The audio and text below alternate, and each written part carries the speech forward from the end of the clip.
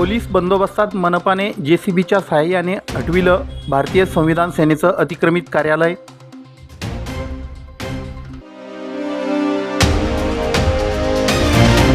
स्वर्गीय विमलादेवी अग्रवाल धर्मादाय रुग्णालयाचं पालकमंत्री रावल यांच्या हस्ते करण्यात आलं लोकार्पण।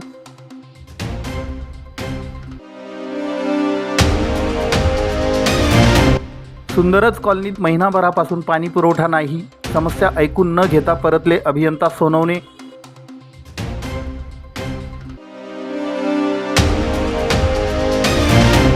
आणि विविध प्रलंबित मागण्यांसाठी आयटक संघटनेच्या नेतृत्वात आशा गटप्रवर्तकांनी केलं जेल भरो आंदोलन। धुळे शहरातील जेल रोडवरील आंदोलनस्थळी भारतीय संविधान सेनेने उभारलेलं आणि 9 ऑगस्टपासून आमरण साखळी उपोषण सुरू असलेलं अतिक्रमित कार्यालय मनपाच्या अतिक्रमण निर्मूलन पथकाने मोठ्या पोलीस बंदोबस्तात जेसीबीच्या साहाय्याने सोमवारी पाडलं। तसेच त्या शेजारी असलेले इतर अतिक्रमणही काढण्यात आले। याच ठिकाणी मनसेने काही दिवसांपूर्वी उभारलेलं अतिक्रमित कार्यालय स्वतःहून काढून घेतलं। या अतिक्रमणांना विरोध करीत 2 दिवसांपूर्वी हिंदू युवा सेनेने ही अतिक्रमणे काढण्याची मागणी करीत जेल रोडवरच प्रति अतिक्रमित कार्यालय सुरू केलं होतं। त्यामुळे जेल रोडवरील अतिक्रमणाच्या प्रश्नांकडे संपूर्ण शहराचं लक्ष लागून होतं। अखेर धुळे महानगरपालिकेच्या अतिक्रमण निर्मूलन पथकाने सोमवारी सकाळी मोठा पोलीस फौजफाटा मागविला। यावेळी पथकाने भारतीय संविधान सेनेचे प्रमुख आनंद लोंढे यांना अतिक्रमण काढून घेण्याची सूचना केली। यावर आनंद लोंढे यांनी नकार दिल्याने आणि विरोध केल्याने त्यांचा पोलिसांशी वाद सुरू झाला। त्यामुळे परिस्थिती तणावग्रस्त झाली। अखेर पोलिसांनी बळाचा वापर करीत आनंद लोंढे, आबा अमृतसागर, इंजिनियर रवी पवार यांच्यासह आंदोलकांना ताब्यात घेऊन पोलीस ठाण्यात नेलं। त्यानंतर जेसीबीच्या सहाय्याने अतिक्रमण काढण्यात आलं। यावेळी पोलीस बंदोबस्तामुळे जेल रोडला छावणीचं स्वरूप प्राप्त झालं होतं।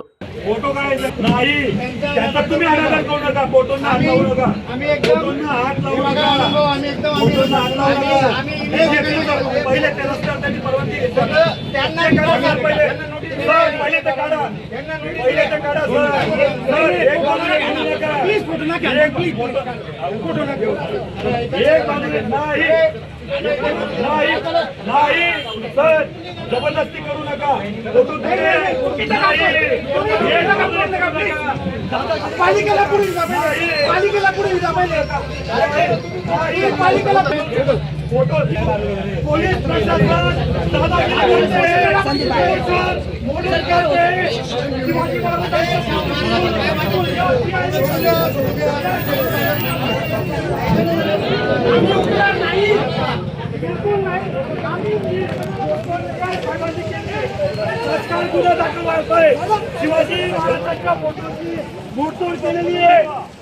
मी महाराष्ट्र न्यूज चॅनलच्या बातमीपत्रास लाईक, शेअर, सबस्क्राईब करा। सोबतच बेल आयकॉन प्रेस करायला विसरू नका। पाहत राहा मी महाराष्ट्र चॅनल। धुळे शहरातील जनतेच्या आरोग्य सेवेला स्वर्गीय सौ विमलादेवी ओमप्रकाश अग्रवाल या आधुनिक धर्मादाय रुग्णालयाच्या लोकार्पणातून बळकटी मिळेल। शहर विकासाला वेग देताना चांगली आरोग्य सेवा मिळणंही महत्त्वाचं आहे। त्या अनुषंगाने आमदार अनुप अग्रवाल यांच्या पाठपुराव्यातून आज लोकार्पण होत असलेल्या रुग्णालयासह आणखी 4 रुग्णालयांचं काम जिल्हा नियोजन व विकास समितीच्या माध्यमातून सुरू आहे। या निधीचा जनकल्याणासाठी असा सदुपयोग होत असल्याने विशेष आनंद आहे। जिल्ह्याचा पालकमंत्री या नात्याने मी हे रुग्णालय आज जनसेवेत समर्पित करतो, असं प्रतिपादन राज्याचे पणन व राजशिष्टाचार मंत्री तथा जिल्ह्याचे पालकमंत्री जयकुमार रावल यांनी केलं। धुळे महापालिका व एबी फाउंडेशन संचलित स्वर्गीय विमलादेवी अग्रवाल धर्मादाय रुग्णालयाचं रविवारी सायंकाळी लोकार्पण झालं। त्यावेळी पालकमंत्री रावल बोलत होते। यावेळी आमदार अनुप अग्रवाल, आमदार राम भदाने, भाजपा ज्येष्ठ नेते ओमप्रकाश अग्रवाल, माजी केंद्रीय संरक्षण राज्यमंत्री डॉक्टर सुभाष भामरे, महापौर मायादेवी परदेशी, उपमहापौर ज्योत्स्ना पाटील, माजी आमदार कुणाल पाटील, भाजपा महानगर जिल्हाध्यक्ष गजेंद्र अंपळकर, ग्रामीण जिल्हाध्यक्ष बापू खलाने, भाजपा बेटी बचाओ बेटी पढाओच्या प्रदेश सहसंयोजिका अल्पा अग्रवाल, भाजपा गटनेत्या किरण कुलेवार, प्रतोद भगवान गवळी, स्थायी समिती सभापती लताताई सोनार, महिला व बालकल्याण सभापती उज्ज्वला ठाकरे, उपसभापती शोभा भिल, महापालिकेच्या आरोग्य अधिकारी डॉक्टर संपदा कुलकर्णी, जिल्हा शल्यचिकित्सक डॉक्टर रवी सोनवणे, उद्योजक विनोद मित्तल, ज्येष्ठ नेते भीमसिंग राजपूत, रवींद्र पाठक, विजय पाच्छापूरकर, विनायक शिंदे, डॉक्टर सुशील महाजन, माजी महापौर चंद्रकांत सोनार, प्रदीप करपे, जयश्री ऐरराव, कल्पना महाले, प्रतिभा चौधरी, भाजपा महिला जिल्हाध्यक्षा सुवर्णा पाटील, बिकनवराडे, भाजपा महानगर जिल्हा सरचिटणीस शशी मोगलाईकर, ओमप्रकाश खंडेलवाल, पवन जाजू आदी प्रमुख पाहुणे म्हणून उपस्थित होते. त्यांना स्मरण करून आपल्या सगळ्यांच्या साक्षीने हा लोकार्पणचा कार्यक्रम होतोय. हा खरं तर अगरवाल परिवारने आपल्या सगळ्यांना एक भावनात्मक, एक भावनिक आणि एक औचित्यपूर्ण योग आहे. कारण त्याला स्मरण करतोय ते आपल्यामध्ये नाहीये म्हणून आपण सर्वजण भावना विवश आहे. पण त्याच्या जन्मदिनपेक्षा वेगळा एक औचित्य होऊ शकलं नसतं. असं एक औचित्यपूर्ण हा योगायोग आहे. खरं तर कुठल्याही शहरामध्ये रस्ते, गटर, बागीचे, बिल्डिंग हे बनवणं क्रमप्राप्त आहे, महत्वाचं आहे. परंतु तेवढंच म्हणून विकास होत नाही.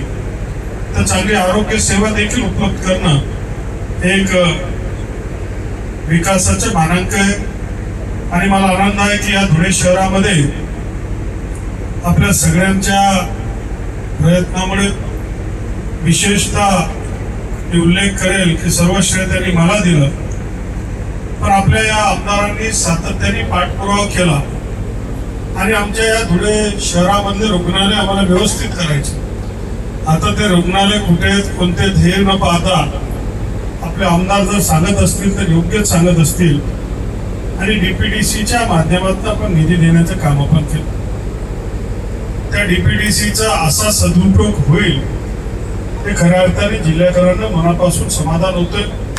आणि म्हणून मी आमदारांचं मनापासून अभिनंदन करेन की सातत्याने पाठपुरावा करून त्यांनी या रुग्णालयाची व्यवस्था त्यांनी उभं केली. मी महाराष्ट्र न्यूज चॅनलच्या बातमीपत्रास लाईक, शेअर, सबस्क्राईब करा. सोबतच बेल आयकॉन प्रेस करायला विसरू नका. पाहत राहा मी महाराष्ट्र चॅनल. धुळे शहरातील साक्री रोड परिसरातील सुंदरज कॉलनी भागात गेल्या महिनाभरापासून पाणी पुरवठा बंद आहे.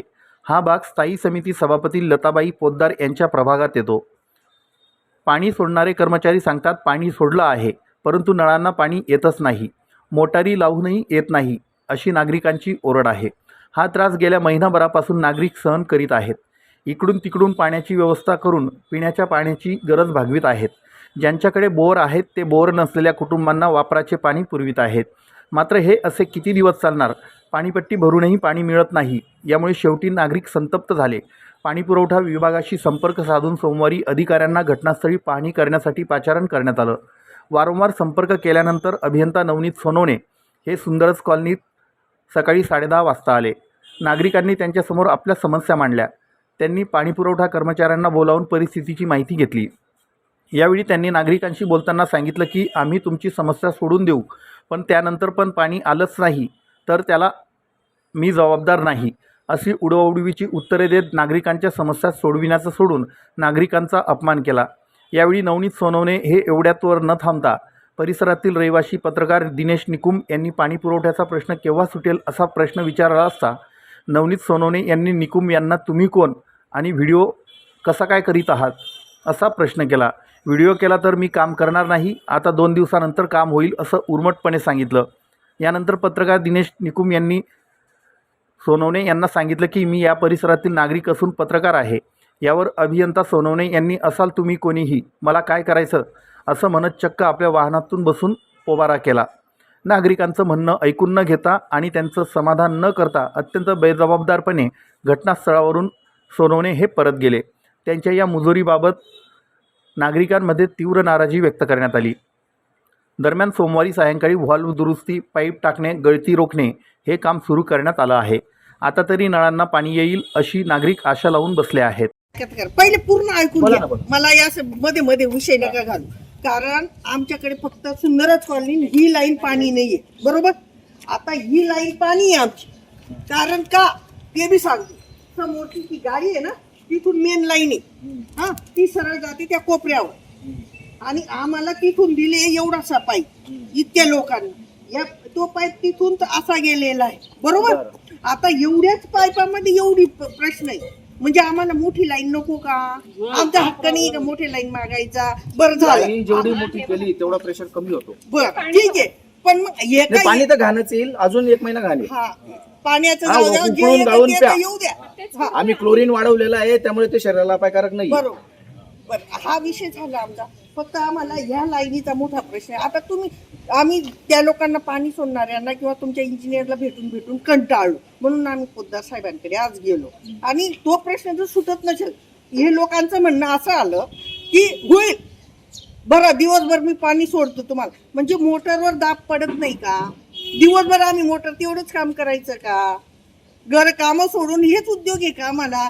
की पाणी आलं का बघा रे, पळा पळा बंद करा, लाईन जाते मध्ये, म्हणजे दिवस रात्र मोटर चालू करायची आणि तेव्हा कुठे एखादी टाकी भरते. मग हा एवढ्याच लाईन लोकांचा प्रश्न आहे. एवढ्या म्हणजे दोन लाईन हा सुंदरच्या घरामध्ये एक गली पुढच्या गली बस शाबास, एवढा आमचा प्रश्न आहे. आणि हा सुद्धा महत्वाचा मोठी पाईपलाईन करा सर आमच्या आणि होणार लागेलच आपल्याला पाईपलाईन किती बी केलं तर. आणि हा प्रश्न त्याशिवाय सोपा नाही. लाईन टाकल्याशिवाय हा प्रश्न आपला सुटणार. आता मी एक सांगतो तुम्हाला, काय? मी पाण्याचा प्रश्न सोडवतो. मी लाईन टाकायची, वॉल टाकायचा, काय टाकायचं ते माझ्यावर सोडायचं. बरं तुम्हाला पाण्याशी मतलब, तुम्हाला पाणी मिळेल. बस ते फक्त आम्हाला कोणी सल्ला देऊ नका की नाही. आम्हाला हे नाही हे करून दे. नाही. आणि तसं जर असेल तर मी तसं करून देतो. मग पाण्याची गॅरंटी मी नाही. नाही हे बघा, आम्हाला पाणी येणं महत्त्वाचं आहे. माझ्या अंगी लागलं, मी पाण्याचा प्रश्न सोडून देतो तुमचा. पत्रकारला काय इकडे या, इकडे या. काय बोलता तुम्ही? उपकार करता काय तर येऊन पत्रकार तर काय झालं म्हणे? मी महाराष्ट्र न्यूज चॅनलच्या बातमीपत्रास लाईक, शेअर, सबस्क्राईब करा. सोबतच बेल आयकॉन प्रेस करायला विसरू नका. पाहत राहा मी महाराष्ट्र चॅनल. विविध प्रलंबित मागण्यांसाठी आशा गटप्रवर्तकांनी सोमवारी धुळ्यात क्युमाईन क्लबसमोर जेल भरो आंदोलन केलं. कॉम्रेड वसंत पाटील यांनी या आंदोलनाचं नेतृत्व केलं. आयटक संघटनेच्या नेतृत्वाखाली हे आंदोलन करण्यात आलं. यावेळी आशा गटप्रवर्तकांनी जोरदार घोषणाबाजी करीत आपल्या मागण्यांकडे लक्ष वेधलं. आशा गटप्रवर्तकांना देण्यात येणाऱ्या मानधनात वाढ करा, सेवानिवृत्तीचं वय 65 वर्ष करा, पेन्शन योजना लागू करा इत्यादी मागण्यांसाठी हे जेलभरो आंदोलन करण्यात आलं. या आंदोलनात आशा गटप्रवर्तक मोठ्या संख्येने सहभागी झाल्या होत्या. शासनाकडे निवेदन देण्यासाठी आलेले मागण्या मांडण्यासाठी. आमचे जे आशा गटप्रवर्तक जे आम्ही 2009 पासून लागलेले आहेत, त्याच्यानंतर 2017पर्यंत आम्हाला शासनाने कंत्राटी कर्मचाऱ्याची ऑर्डर दिली आणि त्याच्यानंतर आम्हाला 2017पासून वगळण्यात आलेलं आहे. शासनाने आमच्यावर अन्याय केलेला आहे. तर शासनाला आमची एकच विनंती आहे की आम्ही तळागाळात आम्ही पण आशाकडनं कामं करून घेतो आणि त्याच्यासाठी आम्हाला खूप फिरावं लागतं आणि प्रत्येक कार्यक्रम आम्ही त्यांच्याकडनं सक्सेस करून घेतो. तरी पण बाकीच्या लोकांना त्यांनी कंत्राटी कर्मचारी म्हणून 10 वर्षाचा जी मंजूर केला आणि आमचा जो 10 वर्षाचं जे हे होतं त्याच्यात आम्हाला वगळण्यात आलं आहे. शासनाने आम्हाला समायोजन करून घ्यावं हीच विनंती आहे. आशा प्रवर्तक माधुरी नंदलाल शिंदे, शिरूर PSC अंतर्गत आहे. आमच्या इथे 40 आशा वर्कर आहेत. तसेच आम्ही मागण्या घेऊन आलेलो आहे. केंद्र सरकारने 2018 पासून आमच्या मानधनात एकही रुपया वाढ केलेली नाही. तसेच आम्हाला पेन्शन योजना मान्य करण्यात यावी अशा आमच्या प्रमुख मागण्या घेऊन आम्ही जेल भरो आंदोलन आज करत आहोत. ऑल इंडिया ट्रेड युनियन काँग्रेसने देशव्यापी आणि महाराष्ट्र राज्यभर जेल भरो आंदोलनाचे हात दिले आहे. या आंदोलनाच्या अनुषंगाने आम्ही आयटक संलग्न धुळे जिल्हा महाराष्ट्र राज्य आरोग्य खाते आशा व गटप्रवर्तक संघटनेच्या वतीने आम्ही आज आमच्या आशा व गटप्रवर्तक यांच्या प्रलंबित मागण्यांसाठी जेल भरो आंदोलन करीत आहोत. मागण्या अशा आहेत, 2018 पासून केंद्र शासनाने आशा व गटप्रवर्तक यांना मानधन मोबदल्यात वाढ केली नाही. ती मानधन त्वरित अदा करावी आणि वाढ करण्यात यावी. तसेच आशा व गटप्रवर्तक यांचे सेवानिवृत्तीचे वय 65 वर्षे करावे. सेवानिवृत्ती भत्ता देण्यात यावा, तसेच पेन्शन देण्यात यावी व इतर मागण्या घेऊन आम्ही आज रोजी जेल भरो आंदोलन करीत आहोत.